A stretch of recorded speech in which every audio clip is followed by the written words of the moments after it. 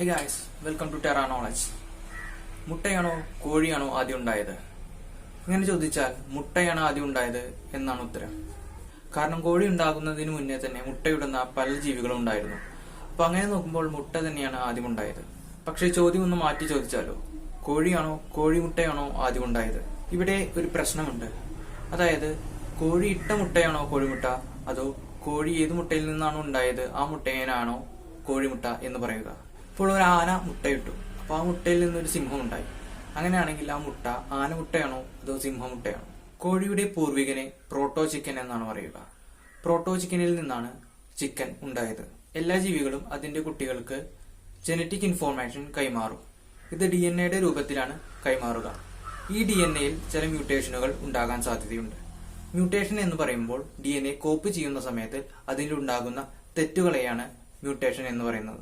ഇങ്ങനെ പല തലമുറകൾ കഴിയുമ്പോൾ ജീവികൾ മ്യൂട്ടേറ്റ് ചെയ്ത് പുതിയ സ്പീഷീസായി മാറും. ഇത് വളരെ പതുക്കെ നടക്കുന്ന ഒരു പ്രോസസ്സാണ്. അതുകൊണ്ട് തന്നെ ഒരു പ്രോട്ടോ ചിക്കൻ പെട്ടെന്ന് ഒരു ചിക്കന് ജന്മം നൽകിയെന്ന് പറയാൻ സാധിക്കില്ല.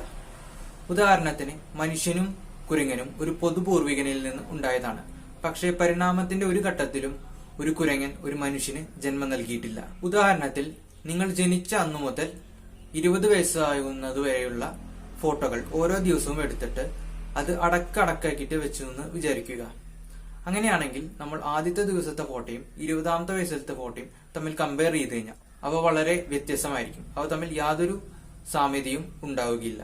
പക്ഷെ ഈ അടക്കി വെച്ചിരിക്കുന്നതിൽ അടുത്തടുത്തുള്ള 2 ദിവസങ്ങളിലെ ഫോട്ടോകൾ തമ്മിൽ കമ്പയർ ചെയ്യുകയാണെങ്കിൽ അവ രണ്ടും ഒരുപോലെ തന്നെ നമുക്ക് തോന്നും. ഇതുപോലെയാണ് പരിണാമം. അപ്പോൾ ഇവിടെ 2 കേസസ് ഉണ്ട്.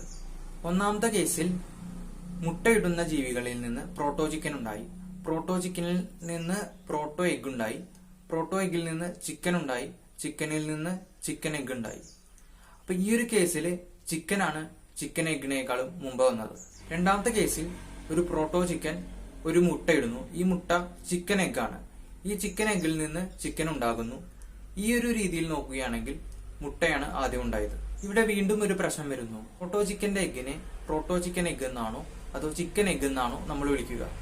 പക്ഷെ ഇതൊരു അർത്ഥശൂന്യമായ ചോദ്യമാണ്. നമുക്കിഷ്ടമുള്ള പേര് ഇതിനെ വിളിക്കാൻ സാധിക്കുന്നതാണ്. പക്ഷെ ഈ 2 കേസിലും കോഴി ഉണ്ടായത് മുട്ടയിൽ നിന്ന് തന്നെയാണ്. അപ്പോൾ മുട്ട തന്നെയാണ് ആദ്യം ഉണ്ടായത്. The egg came first. നിങ്ങൾക്ക് ഈ വീഡിയോ ഇഷ്ടപ്പെട്ടെങ്കിൽ ലൈക്ക്, ഷെയർ ആൻഡ് കമന്റ്. കൂടുതൽ വീഡിയോയ്ക്കായി സബ്സ്ക്രൈബ് ചെയ്യുക. And thanks for watching.